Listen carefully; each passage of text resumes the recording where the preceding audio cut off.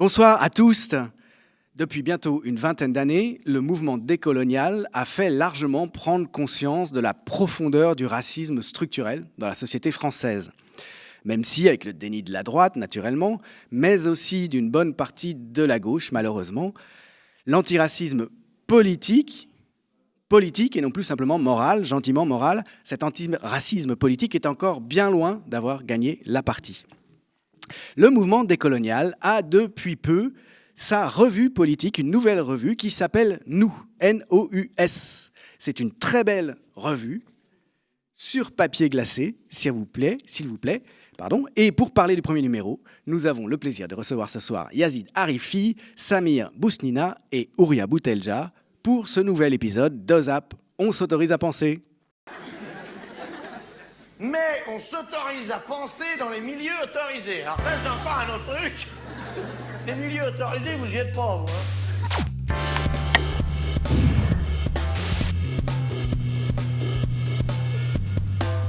Bonsoir, messieurs, dames. Bonsoir. Je ne refais pas à nouveau les présentations. Vous êtes tous les trois militants décoloniaux. Peut-être quand même un mot. Toi, Samir, tu t'occupes en particulier de Parole d'honneur. Bah oui, voilà, moi je participe beaucoup au live sur Twitch. Donc, qui est l'une des deux entités qui est derrière la revue. La chaîne Parole d'honneur, on diffuse essentiellement actuellement le lundi à partir de 18h30 sur Twitch.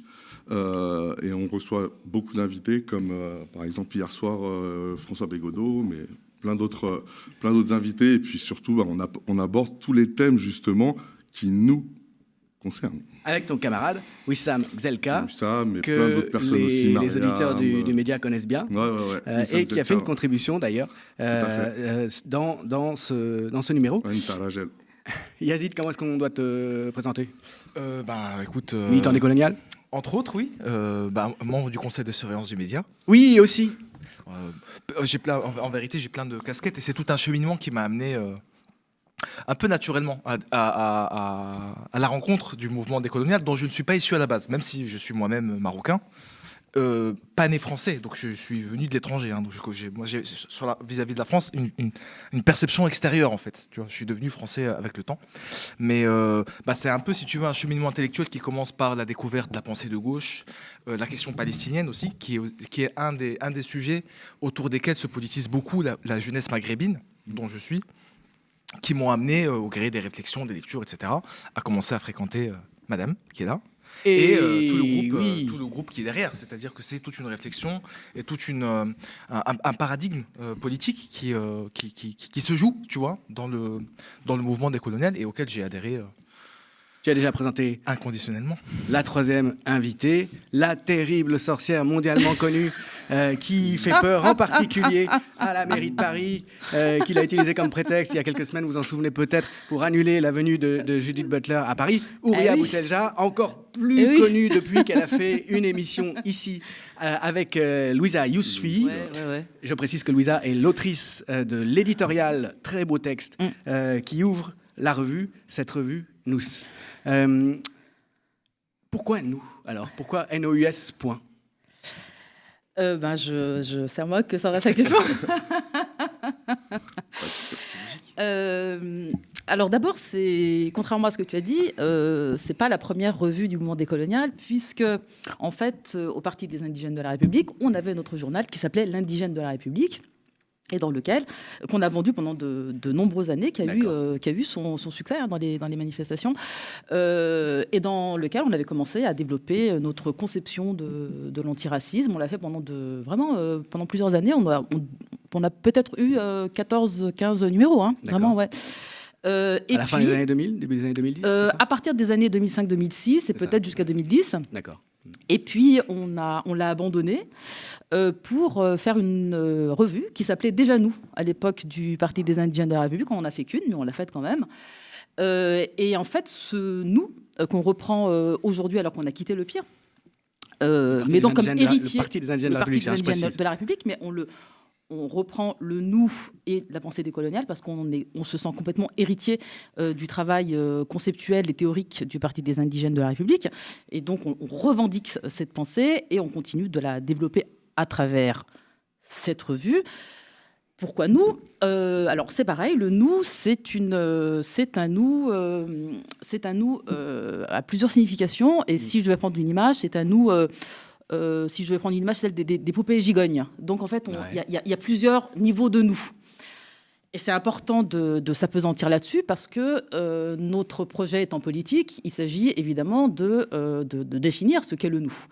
Et il y a d'abord un premier nous, qui est le nous des sujets postcoloniaux qui revêt, en fait, qui recouvre une réalité sociopolitique, ceux des non-blancs vivant en France et qui se reconnaissent dans une espèce de destinée, de communauté de destin, qui vivent collectivement un statut qui est celui du racisme, en fait, un statut particulier, celui de l'indigène de la République, qui, quoi qu'il fasse, ne sera jamais intégré et ne sera jamais réellement français. Donc, c'est bien le nous d'une communauté de destin, et ça, c'est la base. C'est-à-dire qu'ils ont théoriquement les mêmes droits formels, mais en pratique, au quotidien, ils ne peuvent pas ignorer eux-mêmes que les choses sont un peu différentes. Voilà, et c'est ce qui constitue une première réalité sociale et politique. Et puis, il y a un deuxième nous qui, lui, et à un niveau politique supérieur, dans la mesure où, en plus de se reconnaître dans une communauté de destin, on fait de la politique. Donc là, c'est le nous plus politique de ceux qui tiennent à combattre le racisme structurel au travers de l'antiracisme politique. Et là, ce sont les militants, alors du Parti des indigènes de la République, de l'UJFP, de la BAN, la Brigade antinégrophobie, des collectifs contre l'islamophobie, dont le CCIF qui a été dissous, etc., etc., etc. Donc en fait, il y a des mouvements de soutien à la Palestine. Des mouvements de soutien à la Palestine qui sont à la fois anti-impérialistes et antiracistes. C'est très important pour nous que ce nous soit un nous qui articule à la fois l'antiracisme et l'anti-impérialisme, parce que pour nous, il n'y a pas de racisme sans impérialisme. Donc en fait, les deux sont très imbriqués. Donc ça, c'est un deuxième nous. C'est celui de la communauté qui vit les discriminations et qui décide de se mettre en lutte. La une du premier numéro, d'ailleurs, elle évoque l'Empire.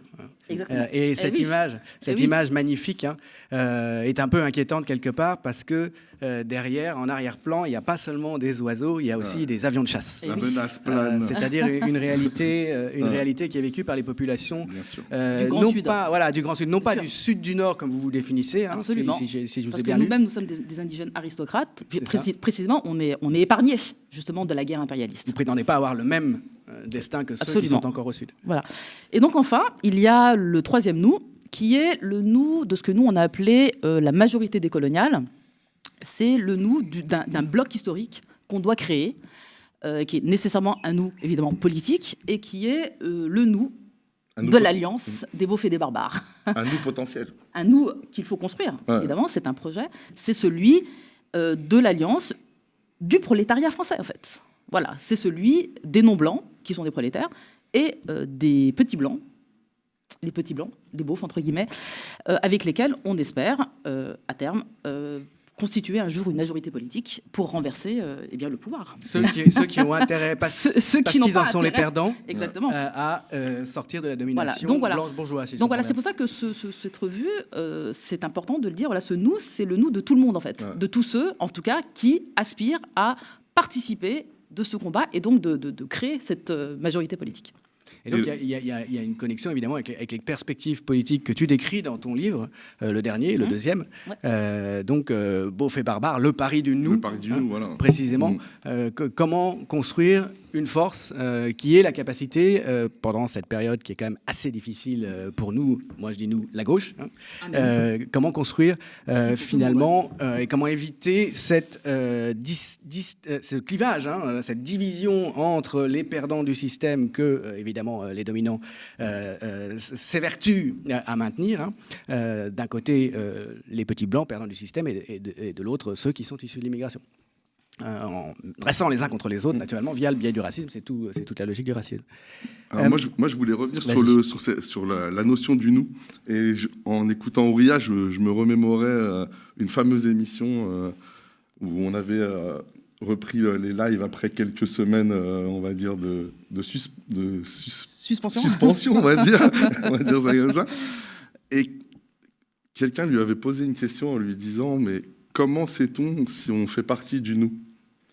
Et la réponse, c'était, tu m'avais pointé du doigt à ce moment-là et tu avais dit, Lui, par exemple, il sait qu'il fait partie du nous. Je parle du premier nous. Hein. Ouais. Du nous, on pourrait dire communautaire, on pourrait dire comme ça. C'est un nous social historique, en fait. Voilà. Oui, mais communautaire, si tu veux. Oui. Ceux qui subissent le racisme systémique Voilà. au quotidien, qui ne peuvent pas l'ignorer. Et en gros, quand tu as cette, je veux dire, quand tu te ressens comme faisant partie de ce nous, en fait, voilà, c'est quelque chose qui n'a pas besoin, j'allais dire, d'être quasiment expliqué. Tu le sais. C'est quelque chose qui est vécu. Voilà, qui est vécu. Mais qui peut être vécu dans la soumission, qui peut être vécu dans le déni de ses propres difficultés, de Bien sa propre sûr. situation. D'où le nous politique. Je vais m'en sortir. Voilà. Il y a aussi toute une série de croyances politiques ou d'illusions politiques qui sont construites pour ça. Hein. La méritocratie républicaine, ça a pu aussi beaucoup marcher, en tout cas à une époque, hein, dans les quartiers, au profit de la gauche de gouvernement qui ne tenait jamais, une fois au pouvoir, ses promesses concernant le racisme, à commencer par la fin du contrôle aux faciès, qui est peut-être un des éléments les plus évidents. Il y a beaucoup de gens quand même qui ont beau objectivement appartenir à ce nous-là dont vous parlez, hein, le plus restreint, sans doute jusqu'ici, mais c'est sans doute en train de changer avec l'audience de Parole d'honneur. Je sais que cette revue aussi a un énorme succès. Hein. Ouais. Des gens qui prennent conscience qu'ils n'ont pas forcément grand-chose à gagner à continuer à jouer le jeu. Ouais. Au fond. Oui, alors moi, juste par rapport au nom, et ça va peut-être faire le lien avec la question, je peux en donner ma perception dans la mesure où je ne fais pas partie des gens qui ont eu cette idée. Moi, le ressenti que j'ai eu en lisant le nom de la revue, comment dire, ce que ça évoque chez moi, c'est l'idée qu'on va arrêter de laisser d'autres parler à notre place. Quand je dis nous, c'est pour le coup, un peu comme ce que je disais toi, c'est plus au sens communautaire du terme. Parce qu'il se dit beaucoup de choses, tu vois, autour des problèmes et des enjeux auxquels sont confrontées les populations qu'on va considérer comme héritières du colonialisme. Et donc, moi, ce qui me paraît vraiment important dans le projet qui est mené là, mais pas que là, hein. Parole d'honneur, c'est la même chose. Et globalement, tout ce qui se passe actuellement, toute cette effervescence qui est en train de se matérialiser autour du mouvement décolonial, pour moi, ce qu'elle a d'enthousiasmant, c'est qu'il se passe quelque chose politiquement et c'est pas, si tu veux, par procuration. C'est la grande nouveauté par rapport à tout ce qui a pu se passer politiquement en France, mais pas qu'en France. Je veux dire, on parle beaucoup de la France, c'est le pays où on vit, mais c'est le cas de l'essentiel des pays occidentaux, démocratiques, tout ce qu'on veut. Généralement, les populations héritières de l'histoire coloniale, de l'histoire impérialiste, elles sont parlées plus qu'elles ne parlent. Et donc là, moi ce que j'entends avec le nous et le point, c'est qu'il n'y aura pas de codicie, tu vois, il n'y aura pas d'explication de texte par des arbitres qui seraient issus de autres que les intéressés eux-mêmes. Exactement, c'est ça. Donc c'est vachement important. Il n'y aura pas de ventriloque. Exactement. Cette fois-ci. Vous allez parler pour vous-même, quoi. Voilà. Et juste, je voulais aussi prolonger ce que disait Yazid, c'est pour moi, parce que c'est vrai que quand ce titre a été acté, il s'agit après de vraiment de se l'approprier, d'essayer d'en comprendre, ou en tout cas de savoir ce qu'il signifie pour nous, ce qu'il signifie pour ceux qui ont, j'allais dire, créé ce titre. Et pour moi, était vraiment au centre la question de l'autonomie. Pour moi, vraiment, quand j'entends le magazine Nous, voilà, il y a une voix qui me dit à mon oreille autonomie. C'est-à-dire que c'est par nous, pour nous. C'est Sinn Féin. Avec nous.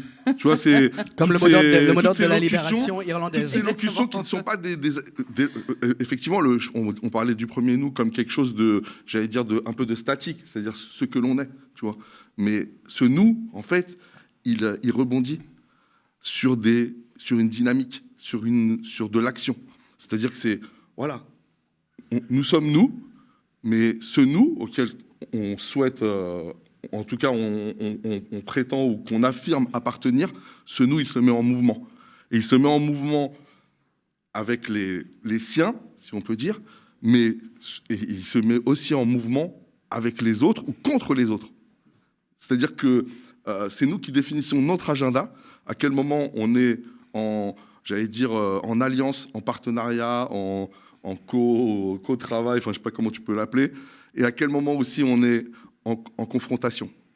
Et moi, c'est ça qui me paraît essentiel et qui me paraît le plus, le plus précieux dans cet objet, parce que en fait, ça matérialise un mouvement.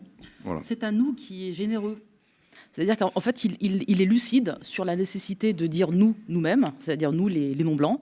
Donc il est lucide sur la nécessité de l'autonomie, mais il ne perd pas son humanité. C'est-à-dire qu'en fait, on ne met pas de frontières entre nous et les autres. C'est-à-dire qu'en fait, il est important de comprendre notre statut particulier et le fait qu'on doit mener notre lutte, mais en même temps, on sait d'abord qu'on a besoin des autres, tout simplement, mais aussi que les autres ont besoin de nous. C'est-à-dire qu'en fait, il y a une lutte qui doit être menée. C'est pour ça que je parle d'un nous généreux, parce que nos mots ne sont pas des mots, ce sont des mots superficiels ou artificiels. Quand on parle d'amour révolutionnaire, on lui donne ce contenu-là.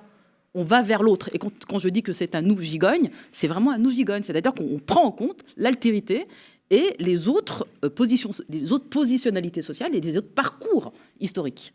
Et par exemple, celui des petits blancs est pour nous un parcours qu'il faut prendre en compte. Et je ne serais pas effrayée qu'il y ait un jour le surgissement politique d'un nous blanc, petit blanc, mais je l'espère décolonial, bien sûr. Qui défendent à la fois ses intérêts propres et qui comprennent que ces intérêts sont dans une très large mesure aussi Absolument. Ceux de cette communauté-là. C'est cette communauté du nous, en fait, qui est l'inverse d'un nationalisme ou d'un réflexe purement identitaire. Oui, bien sûr. Dans une logique suprémaciste. Bien sûr.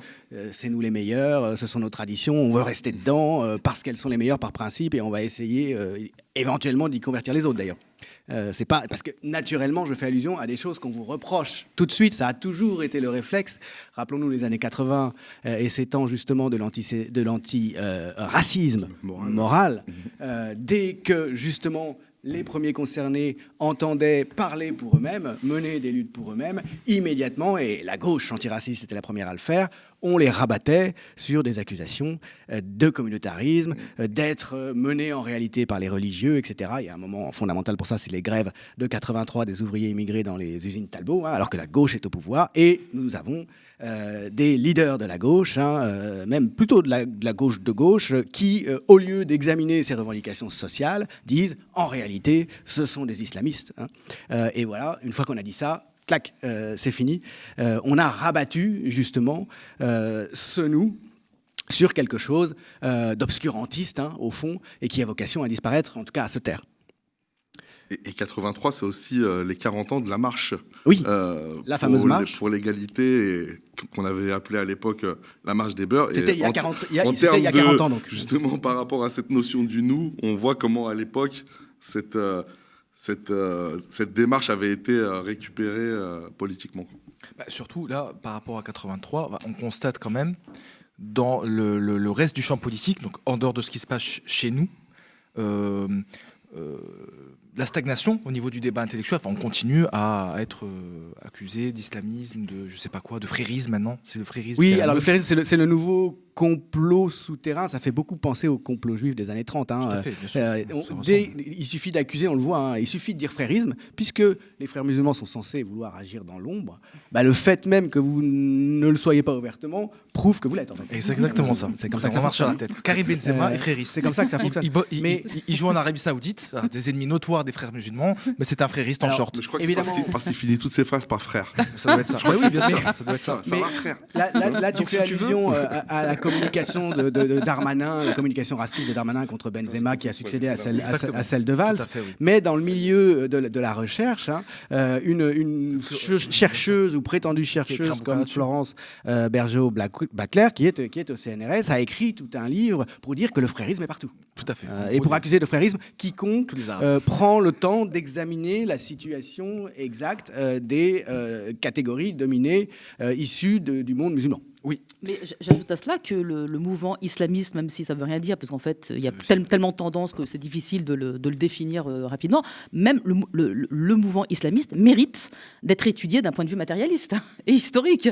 Je veux dire, on a le droit d'essayer de comprendre pourquoi ça existe et de le considérer comme légitime par rapport à ceux qui le portent. Je veux dire, à quand une recherche objective sur ces questions ? Enfin, ça existe, des gens comme Burga travaillent sur ces questions de manière objective, mais il est harcelé. Je veux dire, on lui reproche précisément d'avoir un regard objectif, historique, social sur ce qui est appelé mouvement islamiste. Voilà. Bon. C'est-à-dire pas de salut en dehors de la diabolisation. Rien. Donc en fait, si Donc tu veux, rien n'est intelligible en fait. On ne peut pas comprendre le non, phénomène. bien sûr, Voilà. parce que ça serait du coup expliqué, ça serait justifié. Enfin, le blabla déjà qui date de Valls en 2015, il nous expliquait Oui, que expliquer, c'est justifier. exactement. Et Crétinisme en l'occurrence, parlementaire, historiquement, ministériel pour le coup. La montée des versions radicales de l'islam politique est quand même incompréhensible si l'on ne voit pas qu'elle se fait en réaction à des politiques et des logiques impérialistes Absolument.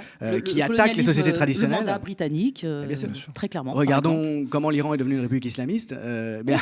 Comprendre, c'est précisément justement mettre de la lumière sur la responsabilité des Britanniques et des Français, par exemple. C'est Voilà. ça, comprendre. Et Et donc, donc, c'est ce qu'il ne faut pas faire. C'est ça.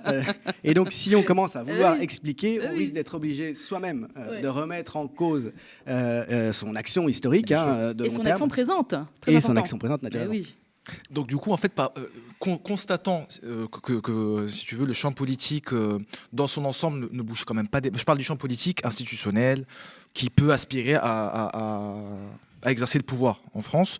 Il bouge pas beaucoup sur ce sujet, ou alors quand il bouge, c'est négativement. En fait, les accusations, les procès en antisémitisme, les procès en islamisme, en fait, vont en se multipliant dans tous les sens. Donc face à ça, l'idée c'est... En fait, il y a deux options qui sont sur la table. Soit être en permanence dans la justification, qui de toute façon ne sert à rien. Parce qu'on finit toujours par arriver au stade où on ne peut plus justifier. Ou alors, en fait, c'est tenir tête. Tenir tête et essayer de tenir une ligne politique cohérente qui va parler à ceux à qui elle doit parler. Et en fait, c'est ça qu'on constate. Moi, pour le coup, je le constate vraiment humainement au contact de mes amis divers et variés, dont un certain nombre sont assez loin des thèses décoloniales à la base, et qui se rendent compte, face notamment à ce qui se passe au niveau, dans l'actualité la plus immédiate, alors en Palestine, mais pas que. Plus globalement, en fait, au Moyen-Orient, depuis quelques mois, il constate à quel point toutes les thèses qui sont portées par le mouvement sont validées en fait par ce qui se passe sur le terrain et par les comportements. J'en parlais tout à l'heure des comportements actuels. Pour le coup, on constate à quel point l'impérialisme, le colonialisme sont d'une actualité qui est absolument éclatante.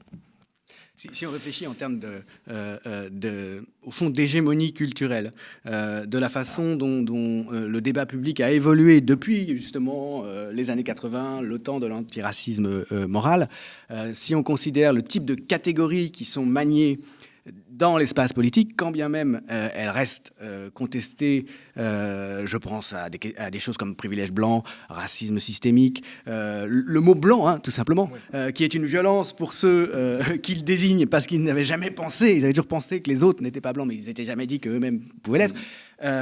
Le langage politique en France a quand même changé dans la douleur, dans la polémique, très violente. Mais même si on peut parler d'une défaite en race campagne de l'antiracisme moral, en revanche, il n'est pas dit que les choses soient si noires ou si difficiles ou que le bilan soit si négatif du point de vue de l'action de l'antiracisme politique depuis 20 ans, il me semble. Je crois même que c'est l'occasion de voir les choses de manière un peu dialectique, parce que c'est précisément parce qu'on a gagné du terrain, voire qu'on a gagné en hégémonie, que le camp d'en face est si déchaîné. C'est ça qu'il faut comprendre. Je veux dire, si on atteint on atteint des niveaux de censure qui sont incroyables. Bon, tu as évoqué tout à l'heure le débat avec Judith Butler, qui a été annulé par la mairie de Paris sous des prétextes absolument fallacieux. On attendait quand même. Comment ? Mais qui aura quand même lieu. Mais qui aura quand même lieu bientôt, bien sûr.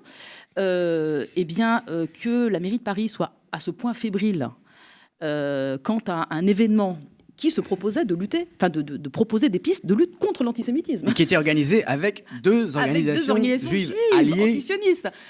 C'est-à-dire qu'en fait, il y a une peur panique de l'émergence de ces idées. C'est-à-dire, en fait, moi, ce que je constate quand même, on le voit vraiment matériellement avec la revue.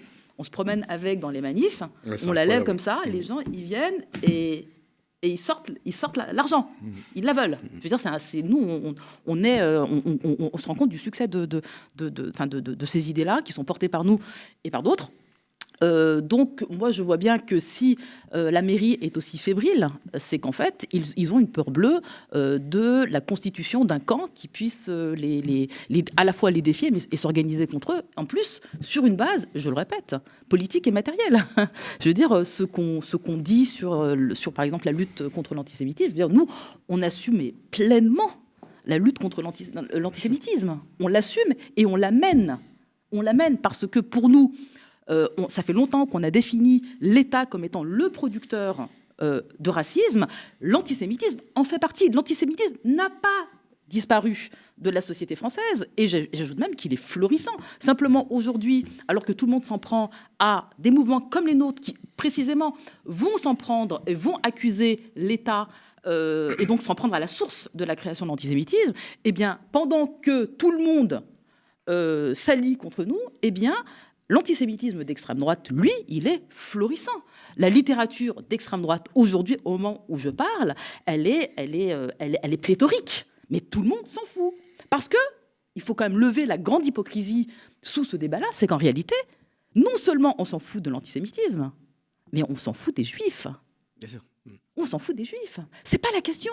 La question, c'est l'ordre politique, moral, éthico, je sais pas quoi, de ce pays. Et donc, en fait, c'est l'ordre républicain et les intérêts qu'il défend. Et rien d'autre. En réalité, tout le monde s'en fout, pas mal, des communautés qui vivent le racisme ou qui vont le vivre dans les années qui viennent. Parce que laisser courir ou laisser la porte ouverte à l'islamophobie telle qu'on le fait aujourd'hui, il faut se rappeler ce que disait Fanon. Quand on parle des Juifs, lui disait quand on parle des Juifs, et donc il parlait aux Noirs et aux Arabes, tendez l'oreille, on parle de vous. Aujourd'hui, je dis, quand on parle des musulmans, quand on parle des Noirs, aux Juifs, tendez l'oreille, on parle de vous. C'est ça qui est en train de se passer. Mais il y a un twist historique, il y a une perversité quand même dans toute cette affaire qui tient à deux choses. D'une part, finalement, ces sociétés européennes, la bourgeoisie européenne qui a été massivement antisémite et férocement antisémite dans les années 30, à l'époque où elle assimilait d'ailleurs les juifs au communisme et aux bolcheviks, qui s'est rendue coupable de crimes absolument inouïs contre les juifs en Europe, s'autorise de ses propres crimes ou des crimes de ses ancêtres pour aujourd'hui faire deux choses, défendre le colonialisme israélien, sioniste en Palestine, sachant qu'il y a la dimension géopolitique sur place et qu'en réalité ce sont des intérêts impérialistes, atlantistes qui sont derrière. Une des raisons de l'existence d'Israël, même si elle est présentée comme une compensation pour l'antisémitisme européen et pour le génocide, ce qui est en fait tout à fait bizarre, parce que s'il y avait dû y avoir une compensation territoriale, elle serait en Pologne et en Allemagne. Il y aurait un Yiddishland en Pologne et en Allemagne, il n'y aurait pas une terre en Palestine. Bien sûr, elle s'autorise du mouvement sioniste de la fin du 19e et du 20e siècle, qui est en fait un mouvement raciste et qui s'assume comme tel et colonialiste. Herzl et les autres disent, bien sûr, nous allons apporter l'Occident, nous allons apporter la civilisation à ces peuples qui l'ignorent et qui sont inciviliser. Bon, la vérité historique est très claire, mais... Un peu comme Jules Ferry qui voulait éduquer c'est de la même les nature. races inférieures. C'est de la même nature. Et finalement, donc, défendre, on fait porter à ce qui est censé être la compensation pour les Juifs des crimes européens. On fait porter des projets géopolitiques et impérialistes qui, évidemment, ont suscité en retour une mobilisation du monde arabe et une radicalisation à certains égards du monde arabe. Et on présente ça comme du philosémitisme. Enfin, en tout cas, de la lutte contre l'antisémitisme, alors qu'il s'agit en fait de le perpétuer. Mais tu expliques la raison de la censure. En fait, c'est parce qu'on tient ce discours-là qu'on est censuré. Voilà. C'est ça. Voilà pourquoi la mairie de Paris a refusé que se tienne ce meeting organisé par des associations juives, entre autres, et par Parole d'honneur, je crois, qui invitait Judith Butler, qui, je crois, est juive et évidemment est théoricienne du genre, et Angela Davis, et qui les a empêchés de parler donc, au nom de la lutte contre l'antisémitisme et l'homophobie. Donc on en arrive. Il y a quand même un twist, c'est là-dessus que je voulais insister. Je pense qu'il y a beaucoup de gens pire. tombent dans le panneau. Ça marche, y compris auprès de beaucoup de gens sincères, Bien sûr. cette affaire. Mais là où ça devient compliqué quand même à défendre pour le camp d'en face, c'est quand ce sont des juifs ou des organisations juives qui commencent à assumer de tenir une parole radicalement anticolonialiste, qui écrivent des bouquins. Du JFP écrit un livre dont la thèse est que l'antisionisme est d'abord et avant tout un mouvement qui est juif. C'est dans la communauté juive que se construit cette pensée politique-là. Donc c'est ça qui leur fait vraiment peur, c'est cette alliance qui se construit sous leurs yeux. Entre eux, et pour approfondir dans la perversité, n'oublions pas que notre censure vient après la manifestation soi-disant contre l'antisémitisme avec l'extrême droite. C'est un moment historique. Dont je viens de dire que toute l'année, ils publient des textes parfaitement antisémites et ça gêne personne. Ils sont ouvertement antisémites. Enfin, antisémites. Racheline, qui est un gros bonnet du FN, tout ça, son entourage et sait ça, qu'il c'est- voilà, tout voilà, son entourage sait que- voilà. Et donc qui ces fait gens partie vont- du Rassemblement national et qui était, je veux dire, le leader d'un mouvement néo-nazi à Nice et qui levait allègrement le bras, quoi. C'est juste hallucinant. Ça a été un moment absolument extraordinaire, ce 12 extraordinaire. novembre, hein, que ce défilé Le twist, il est là. des antisémites. Pour moi, le tournant, il est là. Voilà, de l'extrême droite il est là. antisémite, Ouais. alliés et bienvenus, déclarés Bien sûr. bienvenus par une bonne partie des forces politiques présentables qui organisent ça. Des gens, là c'est ce qui m'a fait rire, même si c'est absolument triste, des gens comme le groupe Golem, par exemple, hein, qui vont, pour dire à quelle bouillie ils ont dans la tête, Ils ont des expliquer, s'en prendre à LFI et à la gauche de gauche, en disant « Vous nous avez laissé avec les antisémites seuls défiler contre l'antisémitisme. » Je rigole pas, c'est mot pour mot ce que le gars dit. Alors qu'en fait, il suffisait de boycotter Voilà, et de Une fait- manifestation. et de faire une manifestation Voilà. à côté. Mais voilà, C'est-à-dire, c'est quand même une situation tout à fait extraordinaire. Cette manifestation qui se présentait contre l'antisémitisme était en fait une manifestation pour le colonialisme en Israël, d'un côté, et d'autre part, contre la gauche de la gauche. Contre la gauche de la gauche et contre en particulier LFI, qui s'est refusé, et c'est un point qu'on n'a peut-être pas encore abordé à propos des alliés, hein, à propos de l'autonomie, à propos de la situation générale, LFI qui s'est refusé à jouer ce jeu-là, hein, et Qui le paye très cher. qui le paye très cher. Je pensais aussi à la diabolisation ultra-violente de LFI depuis quelques mois, Avec la figure de quelques Jean-Luc années, Mélenchon, et en particulier du vieux, hein, comme vous dites, je crois. Il y a un très joli texte, très drôle, qui oppose dans la revue, d'un côté, Roussel, et Le Rasselard du mois. ah oui, Du ça s'appelle trimestre, pardon. le Rasselard du trimestre. Voilà, je sais pas, ça me fait un petit peu penser à Pour lire pas lu, un périodique très drôle qui existait à une époque, qui décernait à chaque numéro la laisse d'or. Tout à fait. Hein. Alors ce journal-là, il luttait contre le journalisme de connivence. Hein.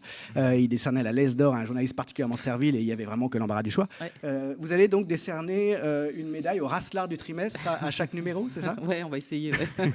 Mais vous opposez justement les deux figures, c'est très intéressant, les textes sont à la fois drôles mais très justes et très aigus.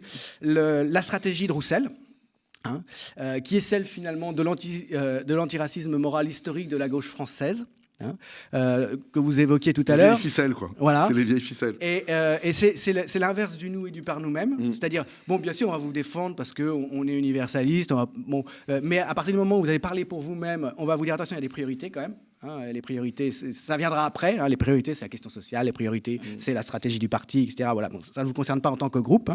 Hein. Et puis de l'autre, donc vous mettez en face Mélenchon, hein, le vieux Mélenchon, têtu comme une mule, qui n'a pas peur d'être absolument diabolisé par tout le monde, qui a fait ce choix. Vous vous demandez pourquoi d'ailleurs dans le texte. Qu'est-ce qui a bien pu lui prendre au moment... Quelle mouche l'a piqué. Quelle mouche l'a piqué au moment où LFI était profondément divisée. Elle est éclatée sur ces questions, sur celle de savoir, hein, c'est en 2017 en fait, hein, après la présidentielle, sur celle de savoir si ou non ce parti allait reconnaître l'existence du racisme systémique, objectif, hein, qui a cours dans la société française. Il y a tout un courant dans LFI qui vient d'une tradition laïcarde de gauche, mais qui, au plan social, hein, mais qui dénie totalement les impasses et même les crimes, on peut le dire, historiques de l'universalisme, hein, au nom duquel s'est développé le colonialisme. Et il y a des gens qui sont épidermiques là-dessus, hein, dans cette gauche-là. Et au moment où LFI a dû faire le choix, manifestement, sous son impulsion à lui, et ça lui a coûté, il y a beaucoup de gens qui sont partis, hein, il a contribué à faire passer LFI de ce côté-là. C'est-à-dire que des thématiques du mouvement décolonial et du racisme, de l'antiracisme politique sont intégrées à ce parti-là, et la violence qui se déchaîne contre lui est à la mesure de la violence qui se déchaîne aussi contre vous. Ouais. Je pense que la LFI, c'est une synthèse. C'est une synthèse du mouvement social. Mélenchon a réussi à faire cette synthèse à la fois du mouvement des Gilets jaunes, du mouvement travail. Il a tout aspiré, en fait, il a tout compris. Mais il a aussi fait la synthèse de l'antiracisme politique. Il a compris que là se jouait quelque chose.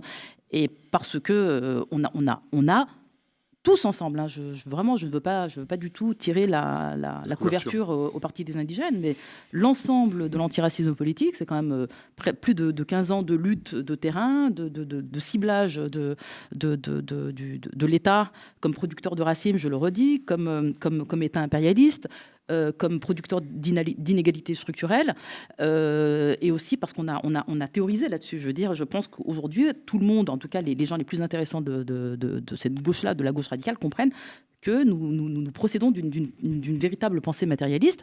Eh bien, moi, je crois qu'il a compris, en fait, qu'il fallait faire la synthèse des deux, en fait, du mouvement social et de l'antiracisme politique.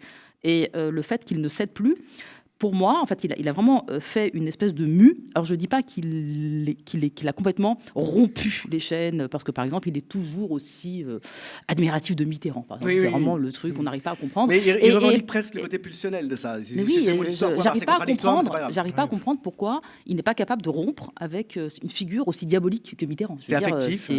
Ouais, mais avec toutes les ruptures qu'il a réussi à faire, qu'il n'arrive pas à faire celle-ci, ça quelque part, je sais pas, j'ai l'impression que, enfin, moi, je suis encore en train d'exiger quelque chose, parce que ça me semble, moi, je suis d'origine algérienne, et je sais ce qu'a représenté Mitterrand pour l'Algérie.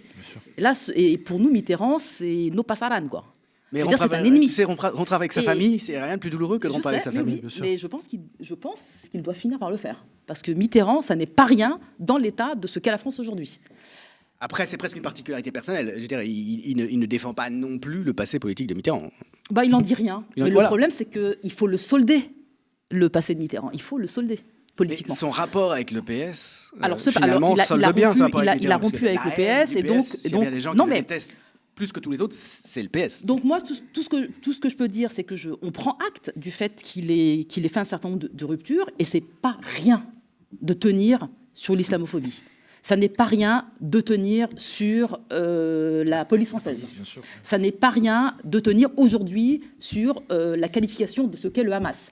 Ça n'est pas rien de tenir sur les émeutes de l'été dernier et de la manière dont l'AFI a soutenu les révoltés suite à la mort du petit Naël. Ça n'est pas rien de tenir sur les abayas.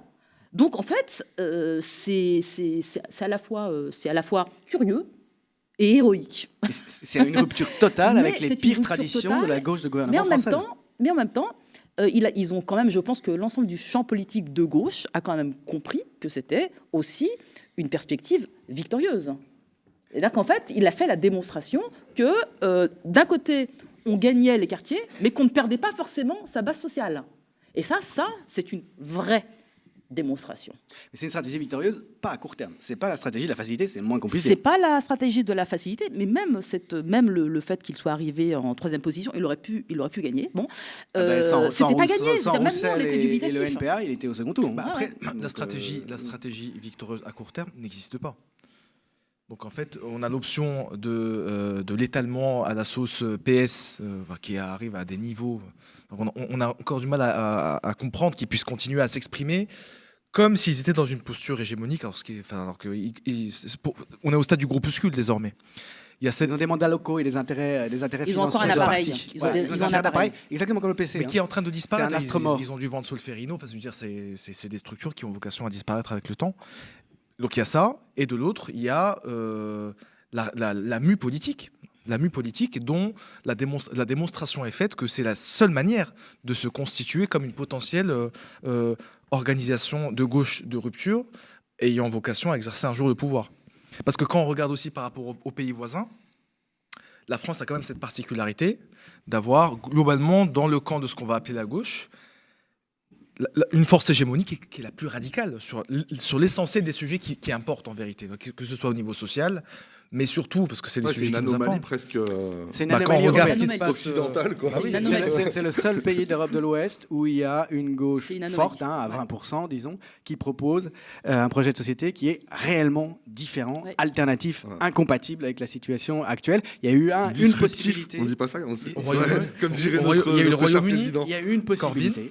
Corbyn, dont on sait qu'en gros, un des éléments qu'il a fini par s'effondrer.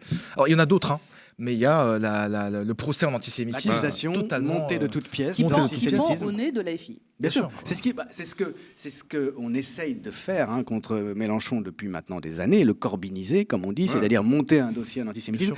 Ça marche pas quand même.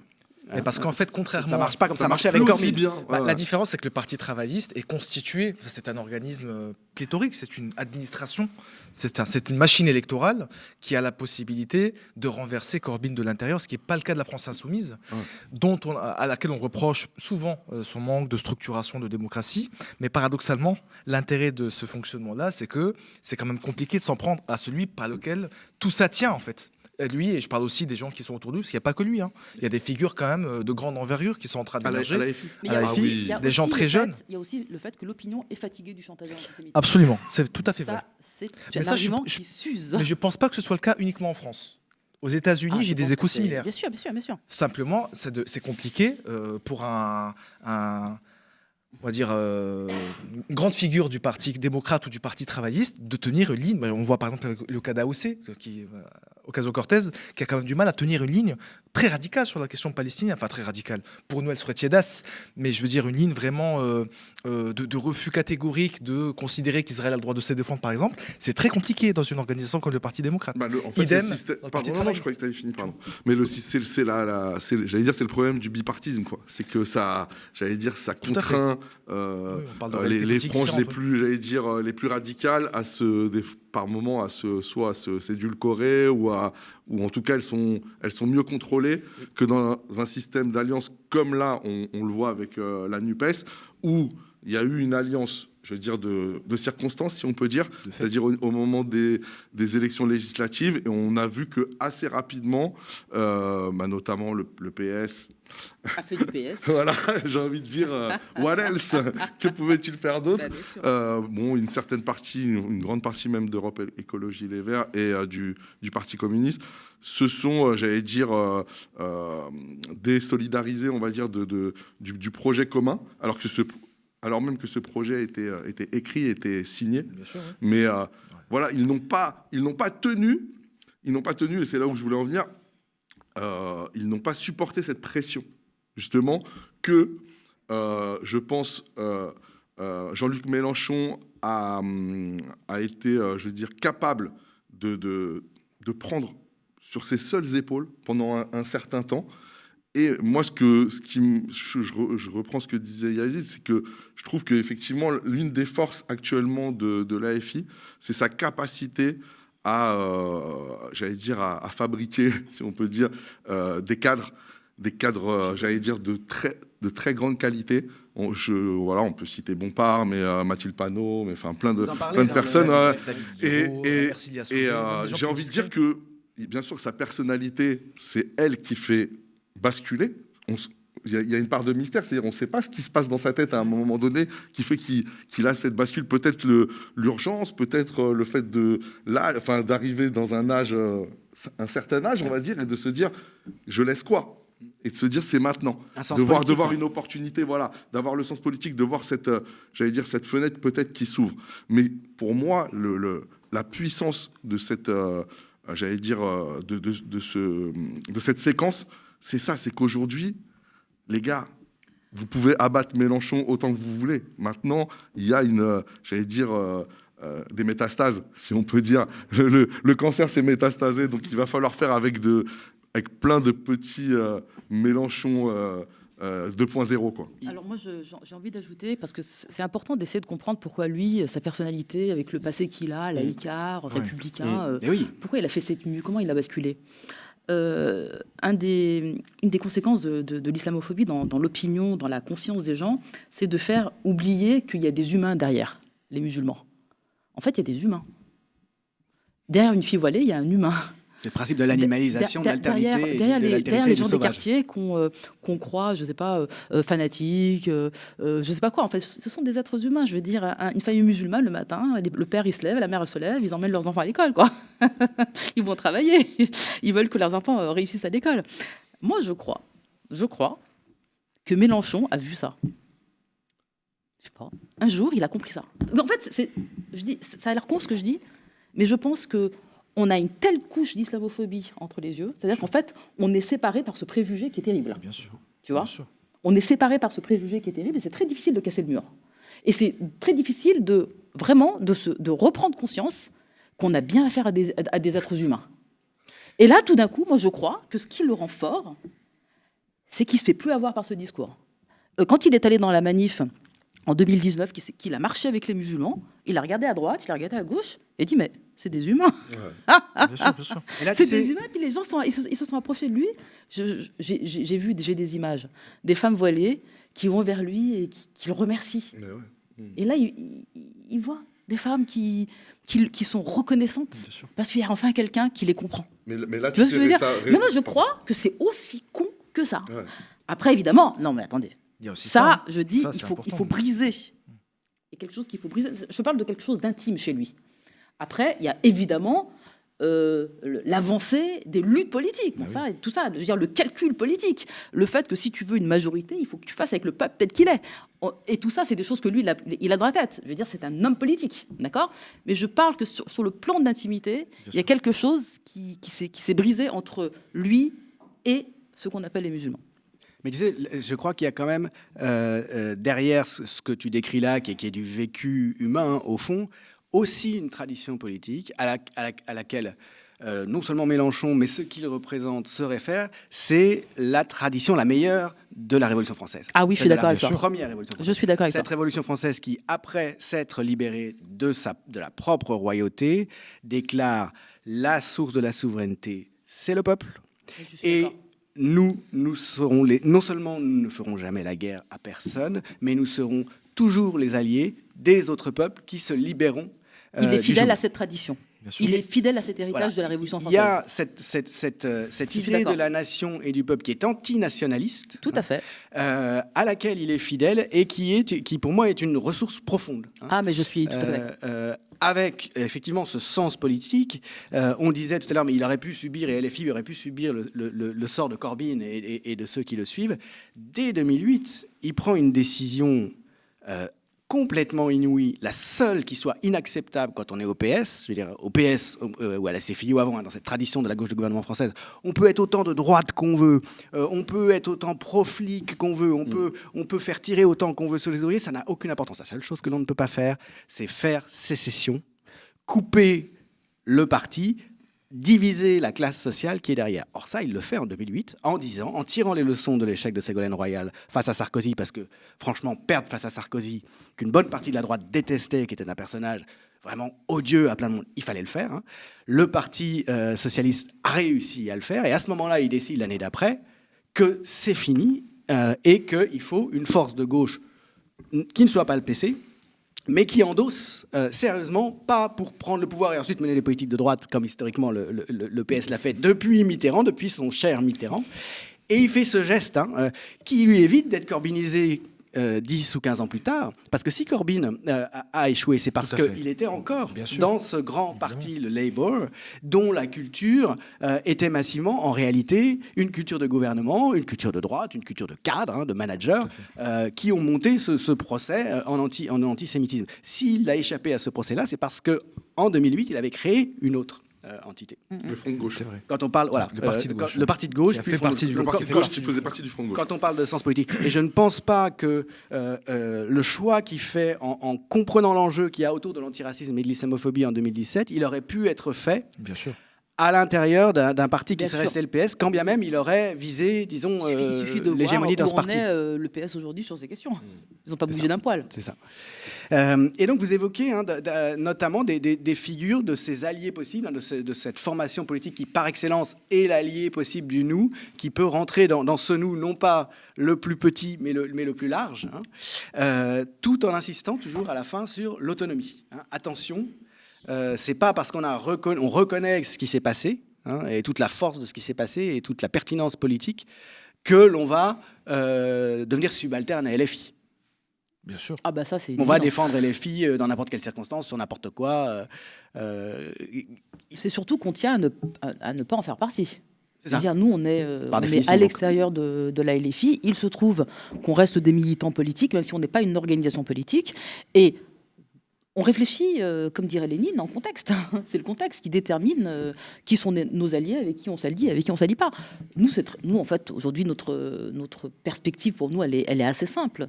On soutient ceux qui soutiennent nos idées. Je veux dire, c'est aussi simple que ça. Ceux qui défendent les intérêts, aujourd'hui, des quartiers, des cités d'immigration, ceux qui sont aujourd'hui les indigènes de la République.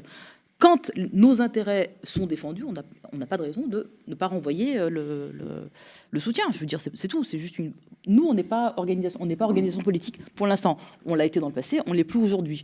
Donc aujourd'hui, on regarde le champ politique, l'offre politique, celle qui est la plus sérieuse, celle qui nous fait avancer collectivement, celle qui va le plus dans notre sens, c'est celle-ci. Maintenant, on est vigilant, je veux dire, on n'est pas naïf au point de ne pas croire, d'oublier les forces qui agitent ce pays. Nous sommes en France, nous sommes dans une démocratie capitaliste, nous sommes au cœur de l'impérialisme occidental. La France fait partie des puissances impérialistes, on le voit aujourd'hui avec Gaza, et on n'a aucune confiance à une formation comme LFI le jour où elle prendra le pouvoir. Moi, je ne sais pas, à ce moment-là, quelles seront... Je veux dire, elle-même sera au cœur de vents qui iront dans tous les sens. Et je ne suis pas sûre qu'elle tienne la ligne, puisqu'en fait, on reste dans la structuration initiale du champ politique blanc. On est dans le champ politique blanc. On n'est pas encore dans un... On n'a pas fait de révolution à ce niveau-là. Et voilà, pour nous, la rupture, elle n'est pas complète. Et donc, c'est pour ça qu'il y a une nécessité à ce que dans les années qui viennent, il y ait une reconstruction d'un mouvement autonome de l'immigration des quartiers. Voilà. Tout dépend des conditions dans lesquelles le pouvoir serait pris. Tout dépend des conditions. Voilà, et même de notre possibilité, nous, à nous reconstituer, parce que la question se pose aussi pour nous. Parce que là, par exemple, très clairement, on voit bien que toute tête qui émerge issue de l'immigration postcoloniale, politiquement, elle est immédiatement snipée. Je veux dire, il y a des snipers partout. Dès que quelqu'un émerge... Hashtag Tahabouafs. Hashtag Tahabouafs, hashtag Tariq Ramadan, hashtag Bouya Boutelja qui est une sorcière. Dès que quelqu'un... le CCIF, je veux dire, la dissolution du CCIF, je le dis et je le redis, est un pur scandale. Et bien tout ça, on voit bien que nous sommes empêchés. Voilà, c'est aussi simple que ça. Nous sommes empêchés. Et ça reste quelque chose de très français. Et ça, je sais pas, parce que je pense qu'aux États-Unis, il doit y avoir des histoires comme ça aussi. Hein. Je veux dire, les mouvements révolutionnaires aux États-Unis ont été empêchés. Oui, d'accord. Hashtag Angela Davis. Dans ce sens-là. Hashtag les Black Panthers, hashtag Martin Luther King, Malcolm X. On parle de choses qui datent d'il y a déjà un certain temps. Alors qu'aujourd'hui, en France, en 2024, par exemple, je veux dire, un député, par exemple, non blanc, qui tiendrait une ligne radicale sur les questions, qui dirait par exemple qu'il ne serait pas d'accord pour dire que l'Israël a le droit de se défendre, ça n'existe pas. Ouais. Il y en a 0 sur 588.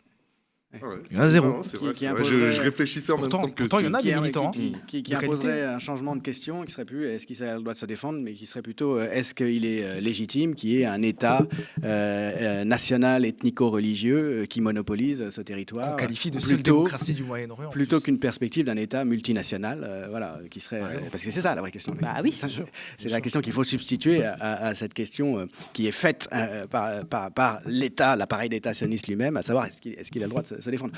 Reformuler ce type de question de la part de quelqu'un qui serait... Déjà, quelqu'un qui est blanc, on va l'accuser d'antisémitisme. Je pense que c'est de plus en plus dur pour les blancs. C'est de plus en plus difficile pour les blancs de gauche d'exister politiquement. Bien sûr. Oui. Donc nous, on n'en parle même pas. Ouais.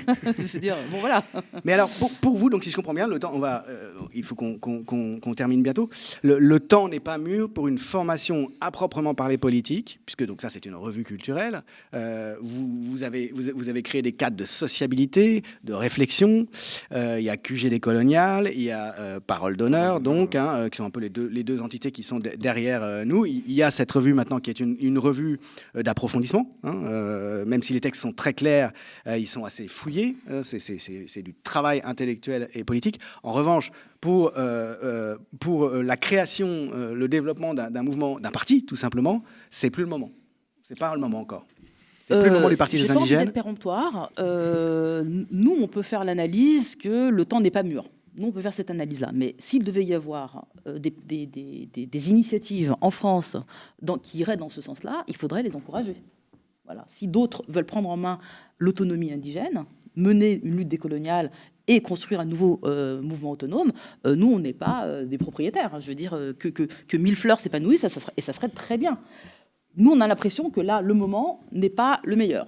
Ça, c'est notre analyse, mais peut-être qu'on a tort.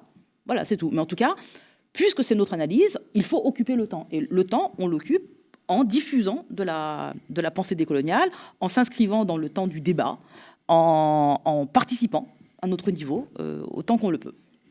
Moi, je dirais la même chose, j'allais dire d'une autre manière, c'est que, en fait, un mouvement politique, on peut le créer de manière, j'allais dire, instantanée, c'est-à-dire un homme qui se lève et qui dit, un peu style Dupont-Aignan, quoi. Suivez-moi, je suis l'homme providentiel, voilà ce que je pense ou que je ne pense pas, et voilà, qui même me suivent. Et là, heureusement, on n'est pas du tout dans cette démarche-là. On est dans une démarche, et j'allais dire je ne vais pas dire d'éducation, mais en tout cas de diffusion des idées, de vulgarisation aussi, on peut dire ça comme ça, c'est-à-dire d'essayer de mettre à la portée d'un plus grand nombre. Et j'allais dire, je sais de quoi je parle, parce que voilà, des gens qui, par exemple, ont un accès compliqué à la lecture, à travers la chaîne Twitch où on peut débattre, où on peut chatter. Tu as pu participer à de nombreuses reprises, Julien. Des contenus sur YouTube où on va un petit peu, on va dire, approfondir certaines questions, notamment sur le conflit, sur ce qui se passe en Palestine actuellement.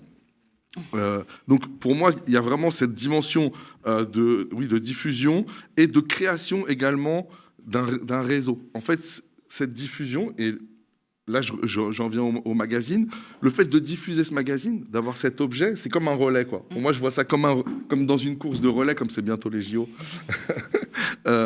où en fait tu passes à ton voisin, qui passe à son voisin. Je sais qu'il y a des gens, par exemple, qui ont acheté 5 numéros, 10 numéros pour pouvoir ensuite... On nous appelle du monde entier. J'ai une amie, tu vois, par exemple, qui se trouve en Bourgogne, qui s'appelle Ava, je la salue si elle nous regarde, et elle a acheté 10 exemplaires pour ensuite pouvoir les diffuser. Les diffuser, pas simplement pour nous faire gagner 10 € et dire qu'on en a vendu X mille.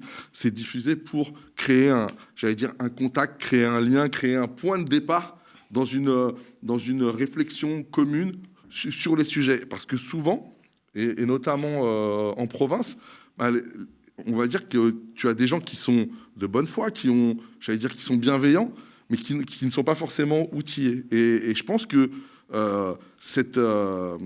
tout le travail qui est fait par le QG et par Parole d'Honneur participe de ça. C'est-à-dire de renforcer, d'armer idéologiquement, et de là, soit cela servira, un mouvement global, un mouvement politique global, ou ça se formalisera sous la forme d'un mouvement. Mais j'ai envie de dire que c'est en fait cet aspect-là, il est presque anecdotique, parce que c'est vraiment le travail de fond qui est important, et la forme qu'il prendra, on la connaît pas.